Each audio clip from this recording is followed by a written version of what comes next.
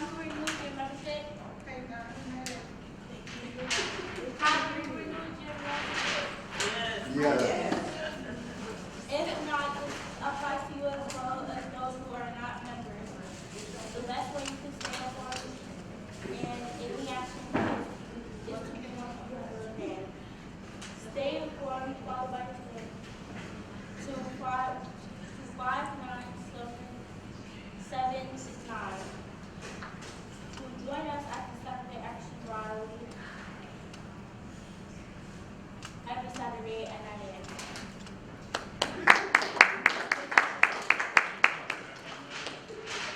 So I'm gonna just help Kaylee out a little bit.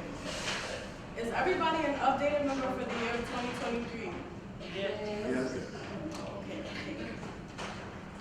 Has everybody renewed their membership? yes. Alright. If not, this applies to you as well as those who are not members. The best way to stay informed and in the action is to become a member of NAY. Stay informed about NAY events close to where you live. Text Justice followed by your state to 59769.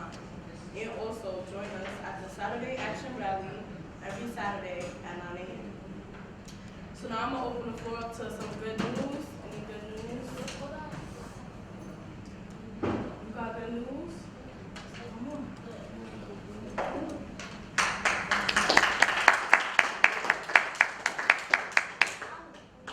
All right. South Carolina Democratic Party's first black female chairperson looks ahead to 2024.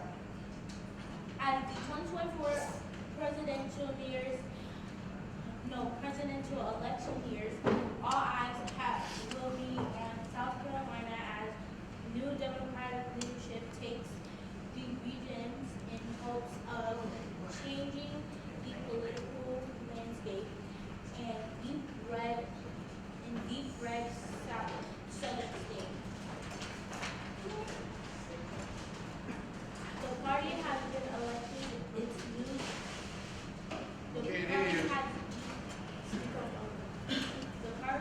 The party recently elected its new chairperson, Christophe Bank, who became the first black woman to lead the South Carolina Democratic Party. In the interview with Gyro, Spain said it means a lot to lead her party in such history-making way. I truly do love our party, and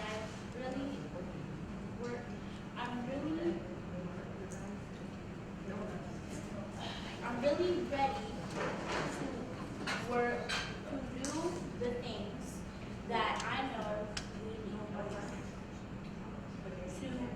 to be doing successful. She is the first order of business. South Carolina Democrats will be sharing to support for Biden for the primary election. Congratulations, Christophe Bank.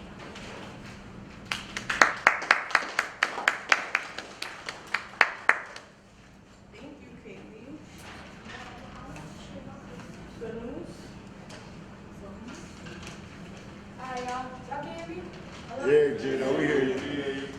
Alright, Right. my good news is I got a 90 in my Spanish. Oh, ¿qué pasa?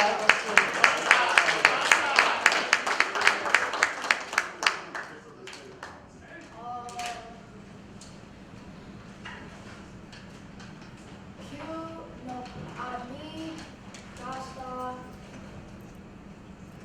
Rich, classes. What's your favorite class? And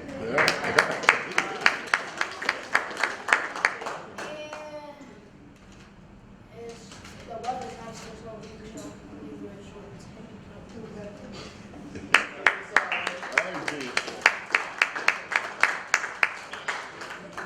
No more good news? What's your favorite? Good news? No? Okay, never mind.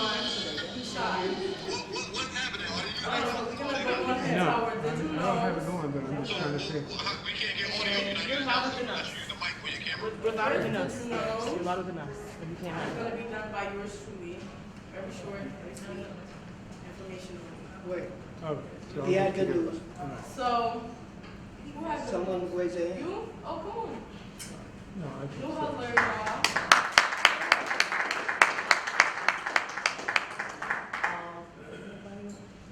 What's your name? Christopher, y'all. Hey, Christopher. So, the good news is, now that I'm not signed anymore, I just wanna continue to keep my confidence up and,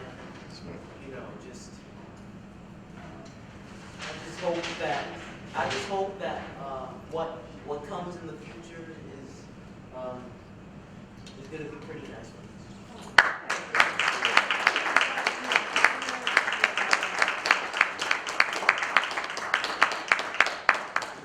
Well, being that huddle is gonna boost your confidence, so welcome. We done with the good news? Nobody else? All right. So, mind you know, from Title 42 to Title 8, here's what you need to know. On May 11th, y'all can hear me? On May 11th, the Biden administration is expected to end the controversial Title 42 pandemic policy. The public health law invoked during the Trump administration to prevent border authorities from holding migrants in congregate settings, ostensibly to prevent the spread of COVID-19. The Trump era rule, set by the Biden administration, has allowed immigration authorities to rapidly turn back hundreds of thousands of people without giving them a chance for asylum. According to the data from U.S. Customs and Border Protection, Title 42 has been used as of last month to expel more than 2.8 million immigrants and asylum seekers.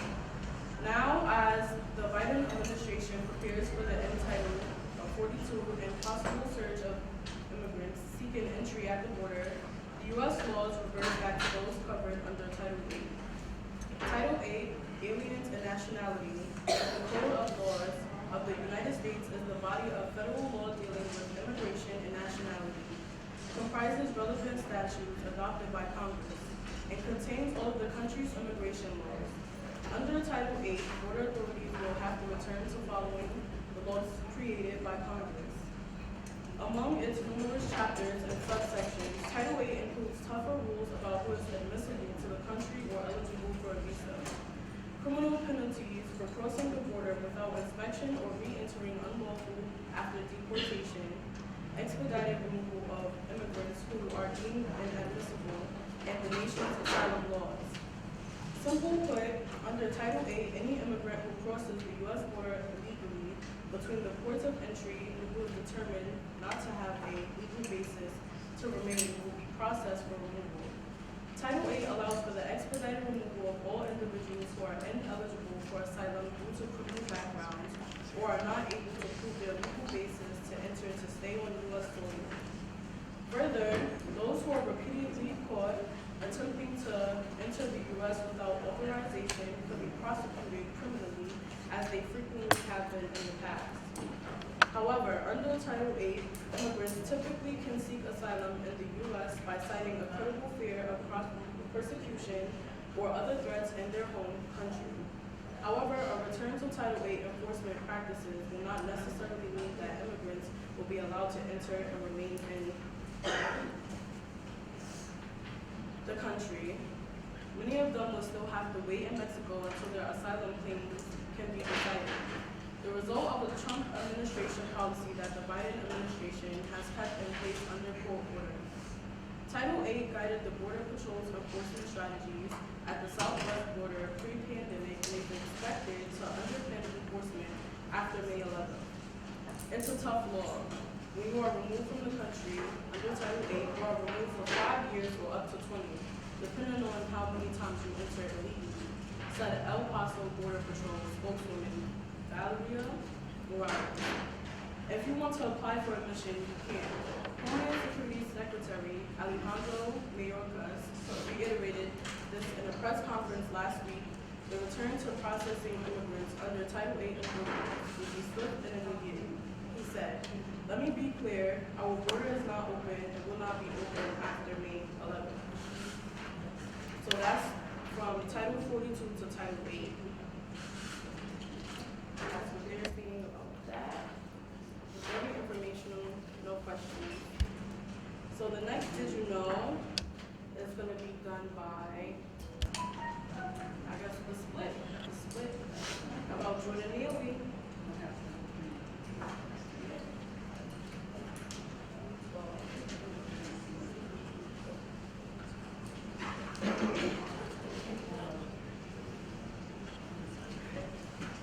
What's up, y'all? All right. Okay. Before fatal subway chokehold, Jordan Neely was on NYC's list of homeless individuals with dire needs. Jordan Neely, the man who died last week after being held in a chokehold on the New York City subway, was on a list of homeless people identified as having dire needs, according to a source familiar with his case. Neely, a 30-year-old street artist known for his Michael Jackson impersonations, was registered and forced to the floor in a fatal chokehold by another passenger after he started shouting that he was hungry, thirsty, and had little to live for. His death has been ruled a homicide by New York City's medical examiner, but the ruling does not determine whether there was intent or culpability, which is a matter for the criminal justice system to consider. Charges have not been filed in the case, which is under investigation by the Manhattan District Attorney Alvin Bragg. Before his death, Neely had been on the NYC Department of Homeless Services list of the city's homeless with acute needs, sometimes referred to internally as the top 50 list, because individuals on the list tend to disappear, a source told CNN. The list is generally not made public, but is compiled in hopes that outreach organizations will be on the lookout for those individuals and alert the city's Homeless Services Department to intervene, the source said. The agency places additional focus on trying to find those on the list and give them the help they need, the source explained. CNN has reached out to NYC DHS for comment.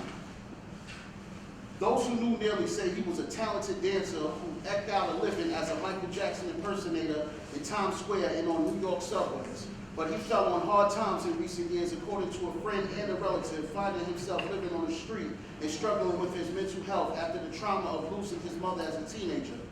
Prior to his killing, Neely had a lengthy arrest record with New York City police. A law enforcement told CNN's John Miller, including 42 arrests on charges including petty larceny, jumping subway turnstiles, theft, and 3 unprovoked assaults on women in the subway between 2019 and 2021.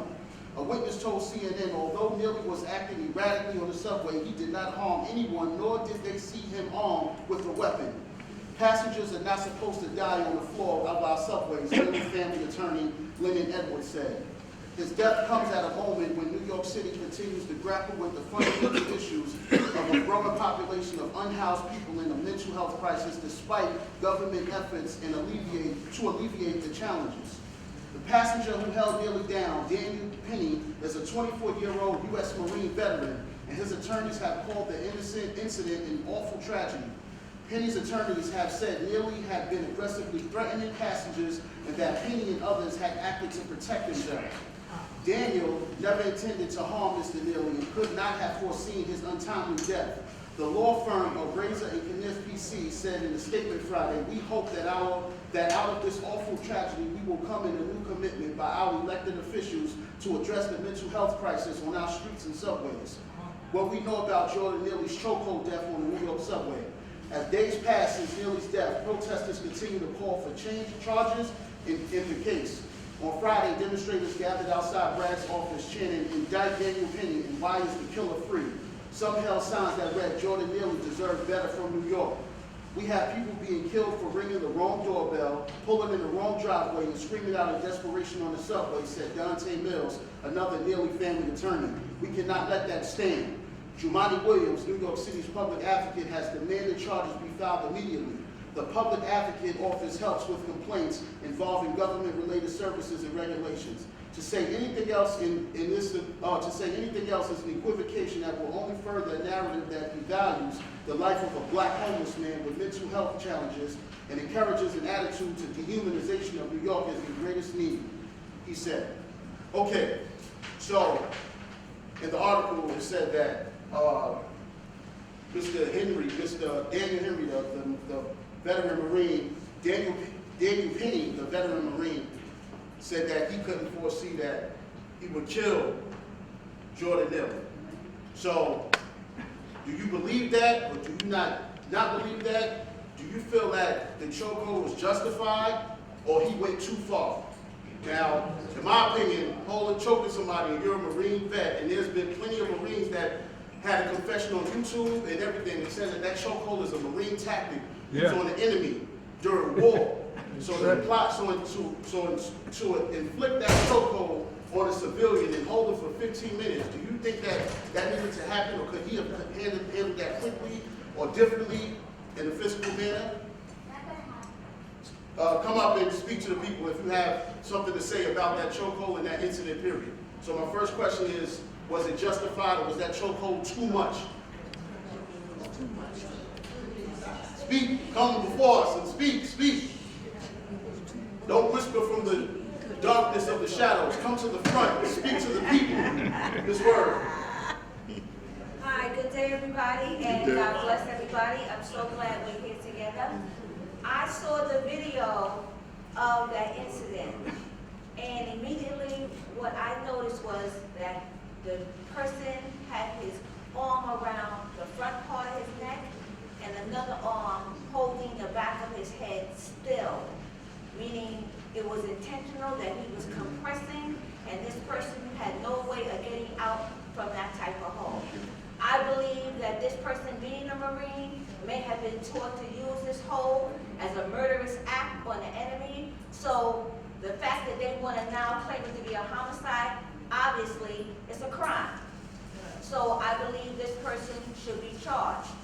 I also need more details. I haven't done my research, but I want to know what train this was on and what stop. All right, I don't know the F train, but I do know that trains stop, doors open. So the one thing I thought about, because this person was like a regular homeless person whom we are used to seeing on the train regularly, begging for money, even sometimes trying to get somebody forcibly to give them money, but no weapons are ever, I've never seen one of them use weapons. In this particular case, the person did not have a weapon. So the one thing I had thought about was, at the next stop, just let the person go. Amen. If the people on the train are claiming that they were fearful, next stop, let this homeless person run for their life.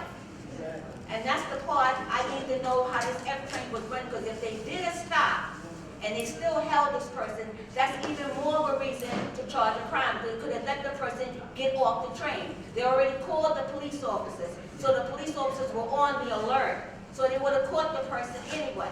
So the reality of it is, District Attorney Alvin Bragg, do your job, charge a person with a crime.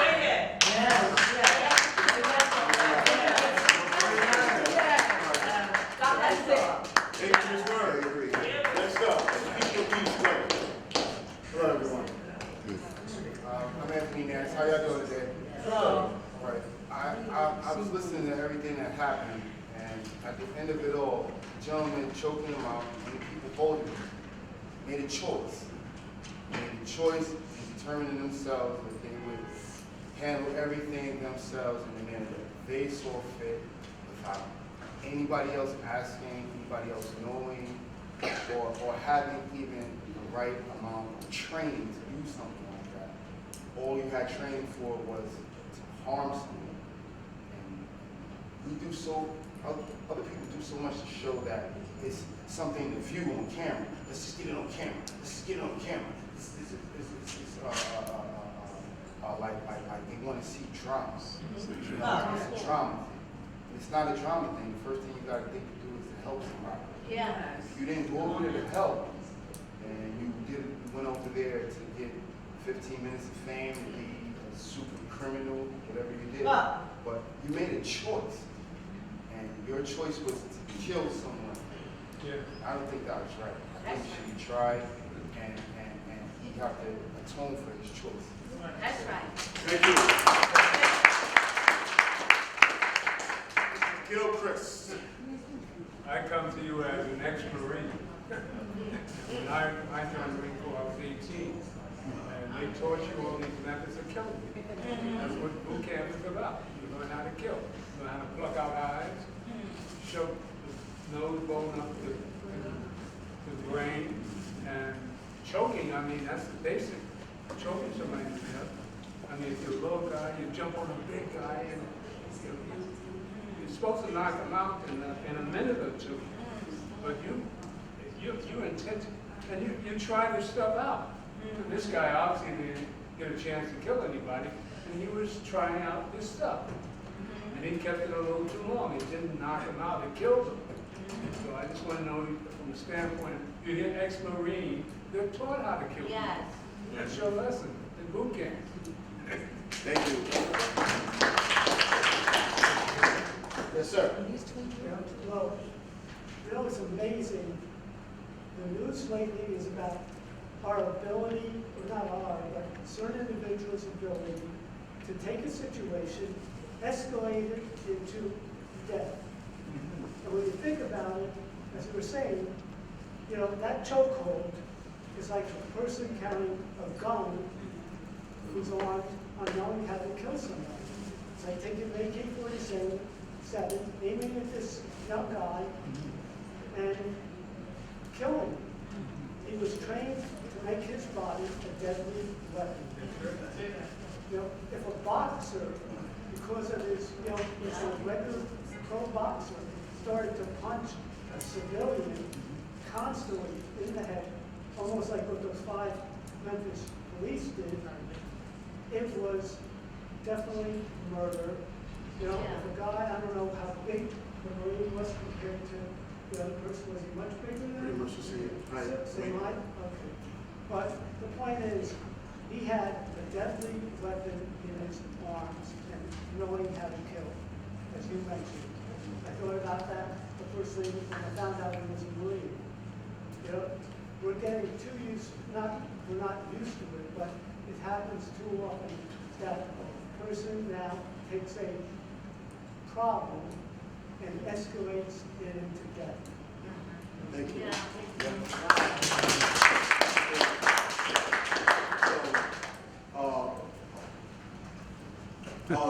So by a show of hands, by your own opinion, how many feel like that, what they seen in that video is outright homicide?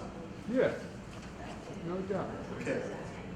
All right. So, with that being said, final thought, yes, like everyone says, a Marine, just like a boxer, a person who knows jiu-jitsu, taekwondo, whatever, they're legally licensed killing machines. Yeah. You know, like, I know that may sound a little extra, but it's really true. Like, they can really take somebody's life without an actual gun or knife or any type of pipe or anything. So this man, you know, like Ms. Word said, they could have opened the doors because most of the homeless, they go to the next cart once they get to the next stop. They go to the next cart, and although all the strap niggas were saying that, you know, he was ranting and raving, he didn't touch anybody. He didn't touch one soul. A lot of us, I'm sure everyone of us been on the train, and we caught one of those people who, you know, were mentally out of it, and they just being extra for whatever reason. Then as soon as the doors open, they go to the next car and give somebody the same hell they just gave us in the next car.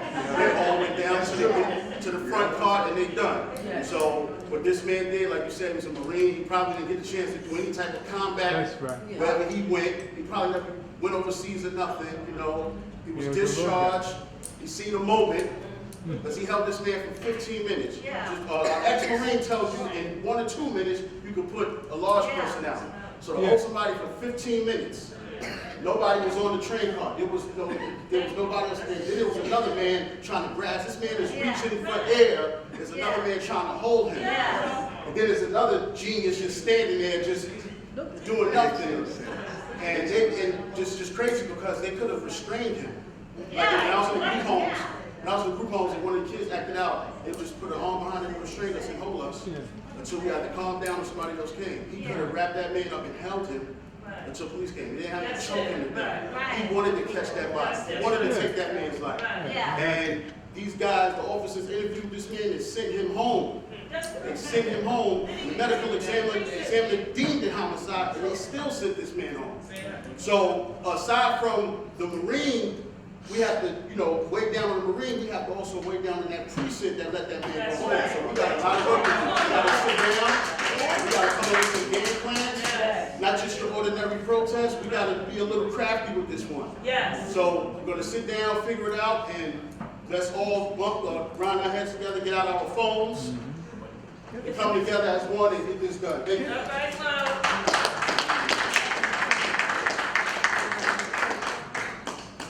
All right, so we about to do our group split up. I got Dan up here. I got Dan up here and I got Mo up here. So that's how we're going to do it. 1, 2, 3, 1, 2, 3, 1, 2, 3, 1, 2, 3. Remember your numbers. 2. All our young people first. All our young people, can you just stand there for a second? All right, yeah. I'm trying to break you guys off in the room. All our young people. Please, we need you. How old is young? Huh? They're not back there. They're in the right.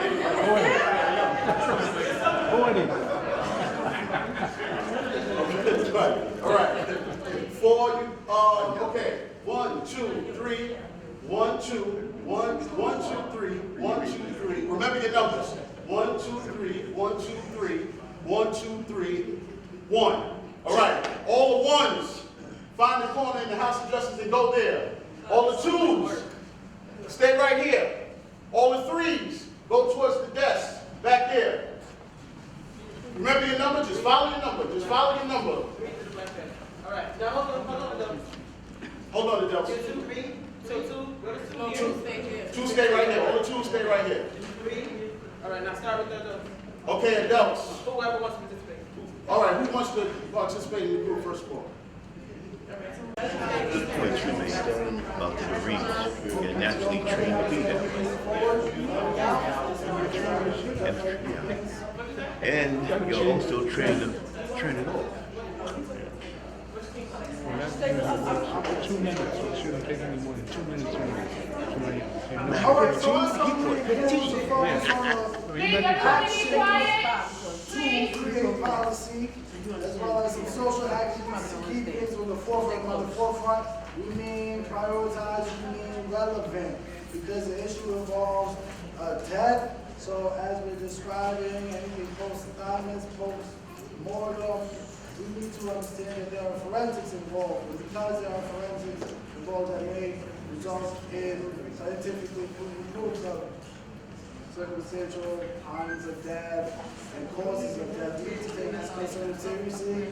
As we know, we are dealing with a mental health population that requires additional training upwards and beyond the training anyone might receive dealing with a non-mental health population. So when we're discussing policy, our collective began to mention understanding what types of penal laws would be applicable in this particular circumstance. And I thought not only include understanding what penal laws would apply, but also understanding criminal laws that apply. I stated that we need to understand more about how the federal law will cover our local municipalities and enforcing federal laws that are going to protect the interests as the interest has been expressed to be protected and supported the mental health affect and population here in New York City where the incident occurred. So we're going to narrow down our geographic about where we want to penetrate with these targeted laws that are going to create improvements to sustain healthy lifestyles for our community, our population, our constituents. So with that being said, Okay, wait. The point of this is to understand what happened in the group. Yeah. I'm not trying to be mean, but I don't know what you said. Yeah. And if I don't know what you said, I'm sure a lot of other people don't know what you said. The point was to be in the group. So is there somebody from your group that can explain what happened in the group to give us the actual items. And loudly. Loudly and clearly, because it's very, very important. It's very important. It is. Yeah,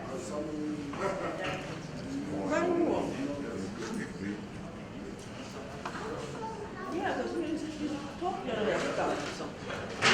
One of the youth said to us, yes, the police should have detained the person, whether he's a Marine, whether he's a civilian, detained him, arrested him, and kept him under wraps. Because it doesn't matter, he killed the man. And so we were saying that if you're a Marine or if you're a judge or whatever, that means you're above the law, if you don't get arrested and you don't get charged with murder. No, we say no. We also said that we as NAN and we in the community can join with other people who are demonstrating and in partnership to rise up against this. This was a census killing. And we know that there's a law in place against the chokehold, right, for police. But it's for anyone. You just don't walk upon somebody and kill them. And because you have a mental illness, you cannot use that as a crutch. If you have anxiety, that's considered a mental illness. If you have title or something like that, then you get an excuse to get passed? No. No. I love that the youth were very clear on that. They were very clear. We're also talking about us as people, just regular people, just trying to live peacefully, that we should learn more about our emotional intelligence. Because, you know, if you remind me of my husband that used to beat the crap out of me, and I jump on you, I'm going to be held accountable, or I can walk away. No. We need to learn more about our emotional intelligence, handling our emotions, and not becoming violent individuals. Tony recommended a book for us, Never Split the Difference, as far as negotiating when someone's in high emotions, what have you. You don't get it worse by inciting them more.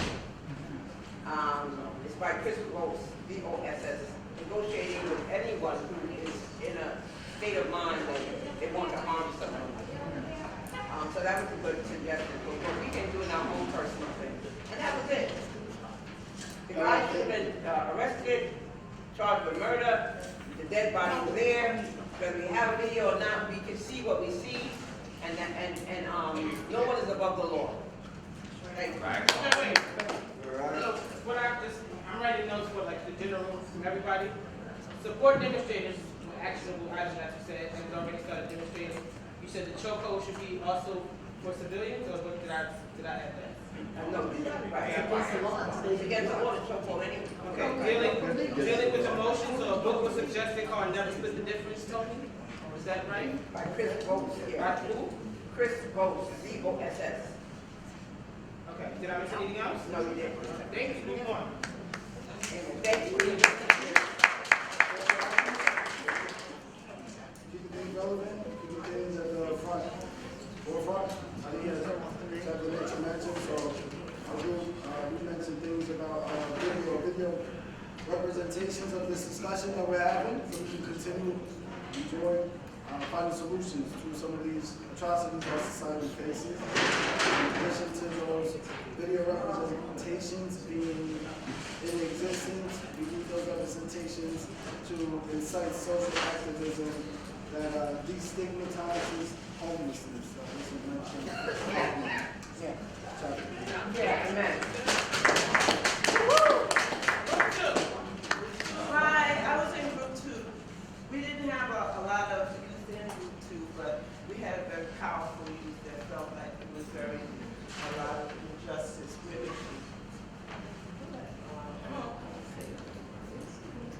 Where is she?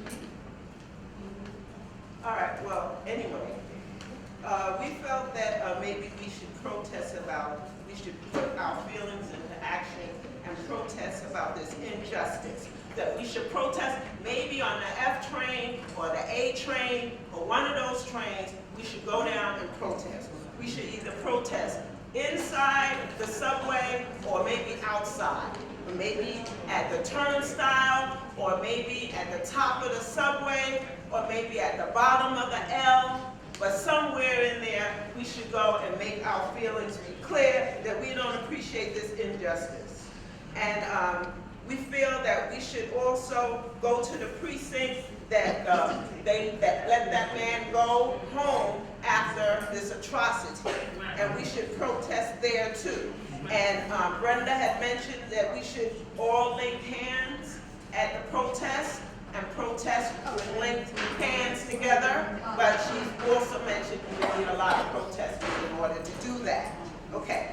And it was suggested by people in the group that there should be a t-shirt made about this incident and how we feel about it, and we should chant the name of not just Jordan Neely, but also all the other people that have had injustices by similar situations, chokeholds, being beat up, or any type of behavior that was done unfairly and unevenly, one person against 2-3 people is just not fair. So we should chant the name of all those people who have had similar injustices when we go and have this protest.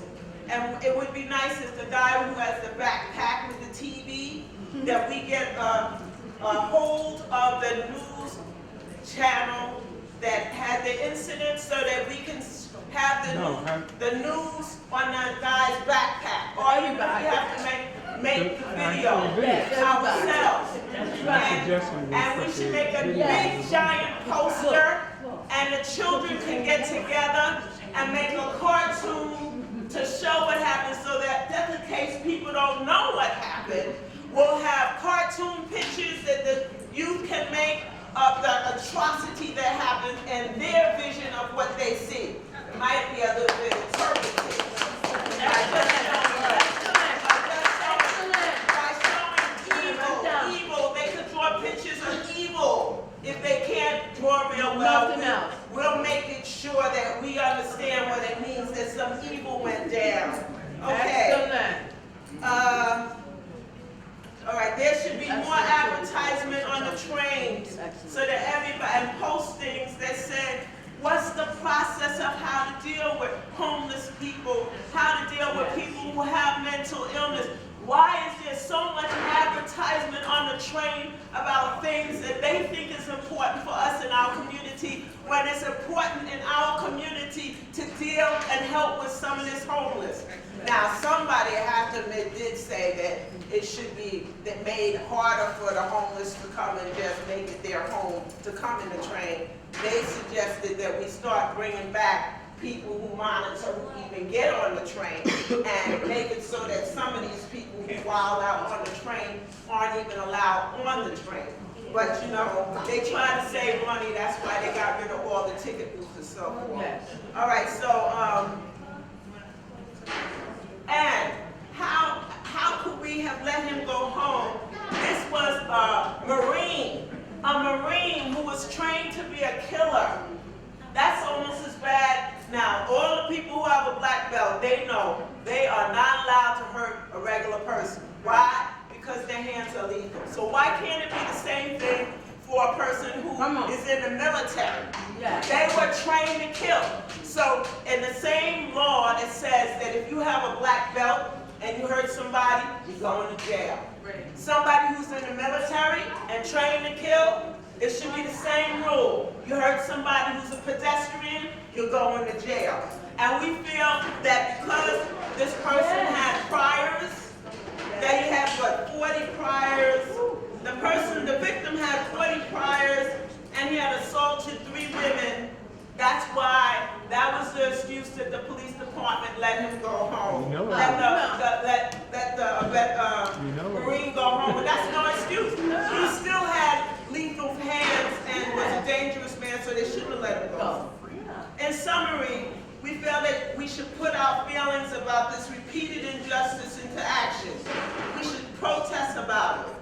There should be some solutions that on the train, that someone said, which sound very good, that there should be something that somebody could press a button on the train and alert the conductor or alert the station office. A lot of the train stations have an office. A lot of the train stations have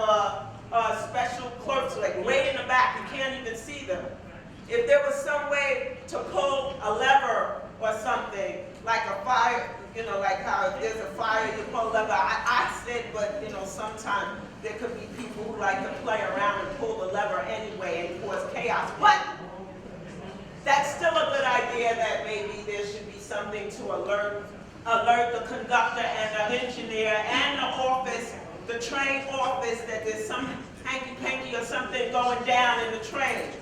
And someone also suggested, which was an excellent suggestion, that you put a camera in each caboose. Now, I said that's a wonderful idea, but the person who had shot up people and put the smoke in that train that day, that other situation, thank God he didn't hit anybody, but inside the train was all this smoke, and he could have really killed somebody. They found out that the camera in the train station didn't work. So if New York City can't afford to maintain the cameras that's at each train station, how is New York going to afford to put a camera on every single caboose? Well, that's something we could have to think about. If we can give money to other countries to fight their wars. That's right.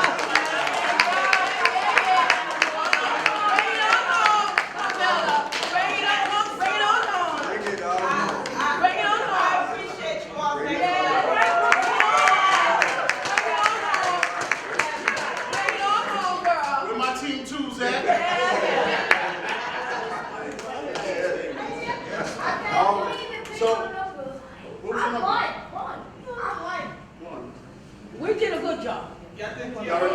Oh, so just to add to that, also we're more than willing to reach out with the protests and stuff like that. We're more than willing to reach out with other organizations. Because teamwork make the dream work. And so as far as the when we was discussing that, is like the brother brought up that is 4 entrances at each train station. Downtown side, upside, northwest. You know how it says that. Basically when we protest, we can get them coming and going. Yes. So there's people there, and we can simultaneously set off like a protest chain cell. reaction, yes. So Ms. Brenda Riggins also brought up us being at the precinct that let this man go. Instead of detaining him, we go there and we do the original linkage with linking hands in front of the precinct.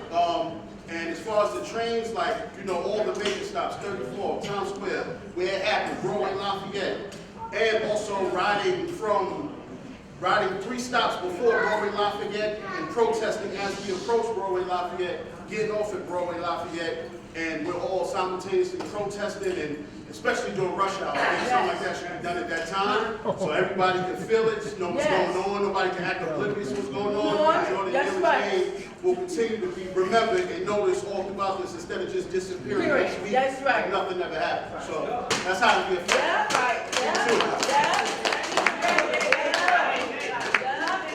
That's right. Take us home, Team 3.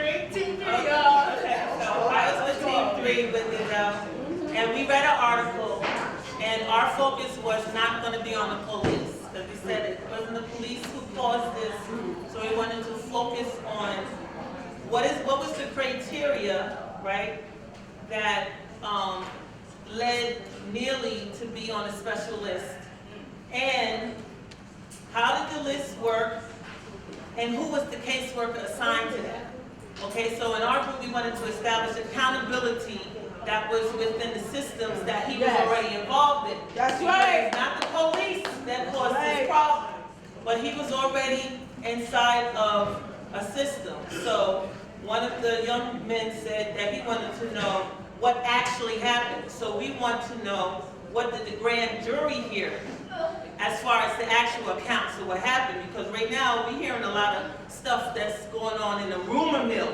We really not knowing what's being said, so we want to know what is the grand jury hearing, what actually happened, so we can definitely have accountability established. We also said when it comes to actions that we would go to the Committee on Mental Health, Disabilities, and Addiction to do to speak before them, so we can make sure that there's actual things being made to follow up regarding this young man and his death, because as we all know, he was already in some kind of program, he was on the list. How was the follow-up? We want to know who was the caseworker. We want to know what was the criteria, how did he get on this program, because they said in the article that we read as a group that he fell through the cracks. Okay, well, that's why we want to go before the committee, which is the Committee on Mental Health, Disabilities, and Addiction. And we also suggested that we could speak to one of the members directly, which is Diana Ayala, which is on 116th and Park. That's one of the ones we knew, and actually talk to her. She's not the chair of that committee, but she is someone we can directly go to, specifically, because the chair is Linda Lee, and none of us in the group was aware of who that is, but we can look into it. That's things that we know that we can look into and establish an accountability. So that's what we was talking about in our group. Yes.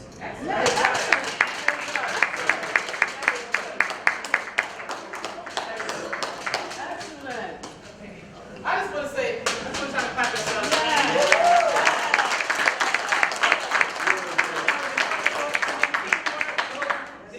I have a list full of things. I'm going to write it up and send it to the group leaders to make sure we have everything included.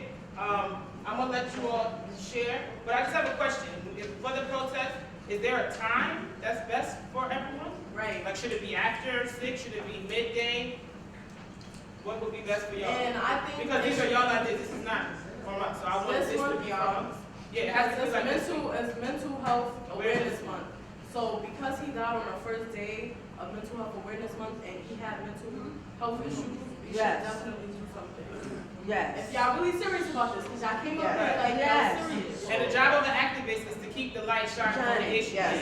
This next week will probably be under the rug. Yes. So it's up to us to keep this in the front, because every Gathering administration, Hope's administration, all of them have so much that's on their plate, and they're just going to move on. Yeah. We cannot let them move on. Yeah. Exactly. So, think about the time. Let me know. I felt it horrible the way that young man was killed. He was killed, he was murdered.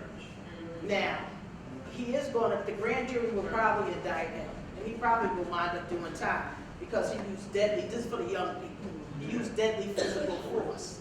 That man had not touched anybody. He may have been screaming loud. He didn't impede anybody from moving.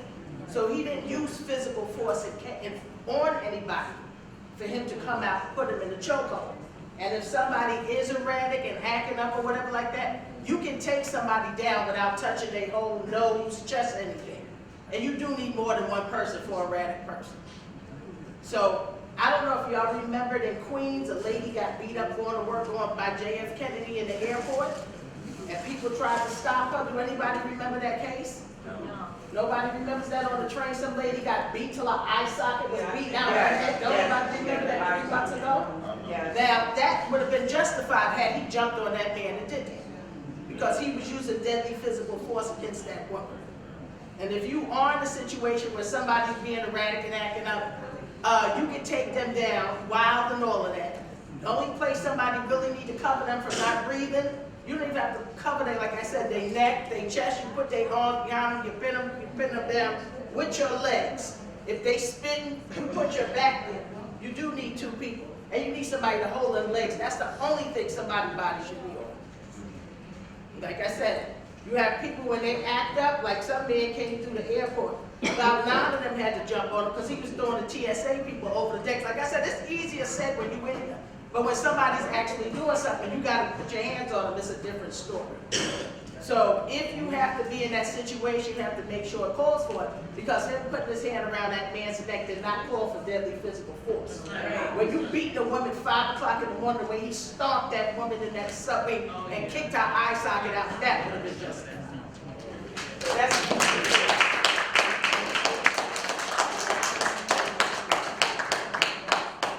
All I want to say is that if everybody here did not see the video, you could type it in your phone and see the video so you'll know what happened and why this is so important. A lot of people protest, but they don't know what they're protesting about. They only protesting because other people are there. Learn what you're protesting about and see the video so you can stand up and say when somebody asks you what you're protesting about, I don't know, they protesting so I'm with them. No, you protested because what happened was unfair, unjust, and we fighting because we want justice.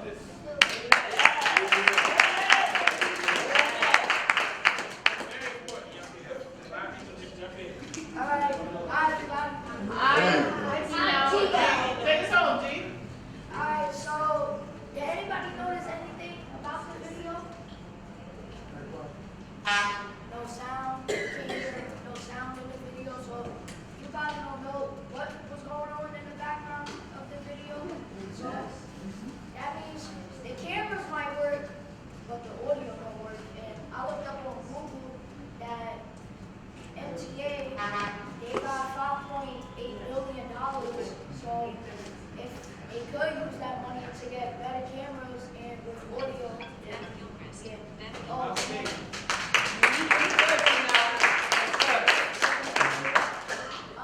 then Ashley said on Saturday after rally at 1, we go to rally up and protest. Is that okay? Saturday? Saturday. Yes, let's do it. Right.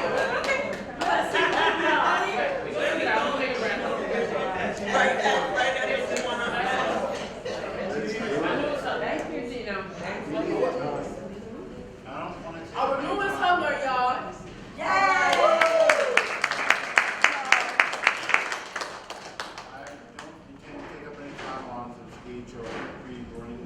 Please talk louder.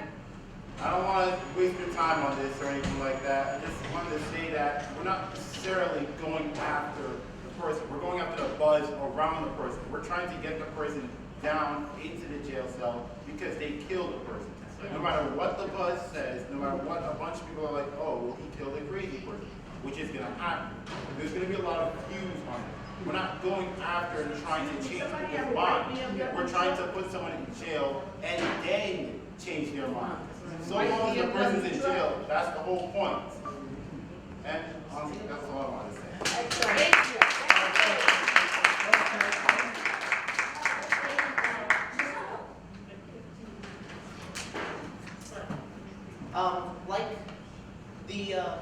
Like that kid who just went up, I'm not going to take anyone else's time, but I just wanted to say, yes, this Marine veteran needs, I agree with everyone, almost everyone in here. This Marine veteran needs to be absolutely disciplined. Yeah. We need to discipline because obviously we know the history of the police. They're not going to discipline that guy because the other guy who was killed, the homeless guy, had a criminal record, and they're using that as an excuse. So, you know what? We have to assume that the guy was the villain. Obviously, he is the villain, but the police don't want to. So we have to assume. So, Yeah.